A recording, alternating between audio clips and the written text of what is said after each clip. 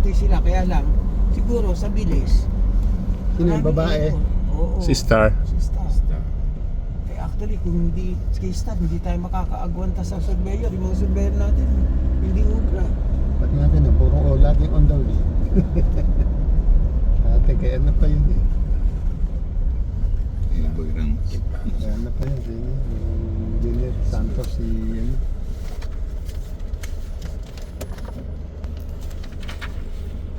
Ito, katulad nito, may rolling siya, hindi siya matitindi yung ano. Saan ang clubhouse natin? Ito doon. Titingnan ko ang clubhouse nito, parang ito yung malaki yan. Malalim natin na Baka kumilos ha. Meron tayong ginagawa dito, pinagawa akong resort eh. Yung along the beach. Hindi ba pinaayos mo yung ano rito? Yung Clubhouse. Oo, doon Pero, sa- sandali, sa saan na ba bungkay. tayo? ito sir yung open space. Nasaan ba tayo? Hindi, dito tayo dumating. Ngayon, ito na sila. Ito na, ito na. Malalim pa na ano, no? Clubhouse, malalim. Ito. Step down. Ah. Sa dulo.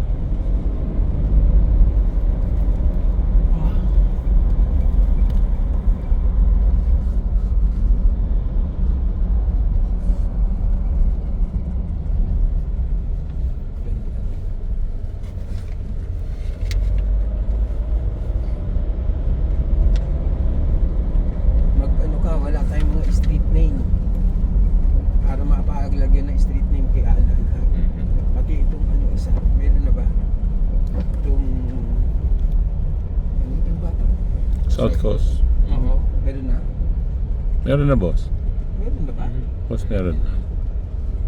Bagong buhos, sandali. Kanan. Ito, hindi atin yan. Eskwelahan ba yan? Another access yan. Yung pasok sa atin. Ano pumasok? Ito. Nakatutok lang yung karsada natin.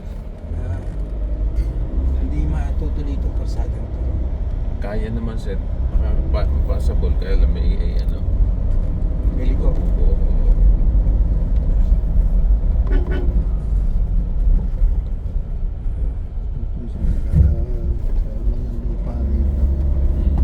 Yung sa rolling. Ganda. Hindi, malaki kinat dito sa open space na yan. Malaki kinat dyan. Nasa main road na tayo. Ano? Yan sa... Sige, diretso mo lang. Labas na tayo.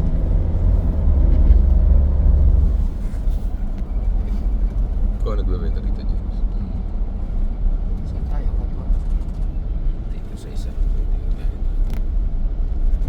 yung main road eh. Basta tapos na tayo rito. Kasi mag-other side of na. Saan ka lalabas? Sige, dito. Sa may water.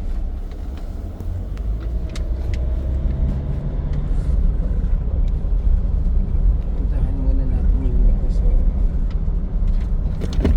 Yung resort yan.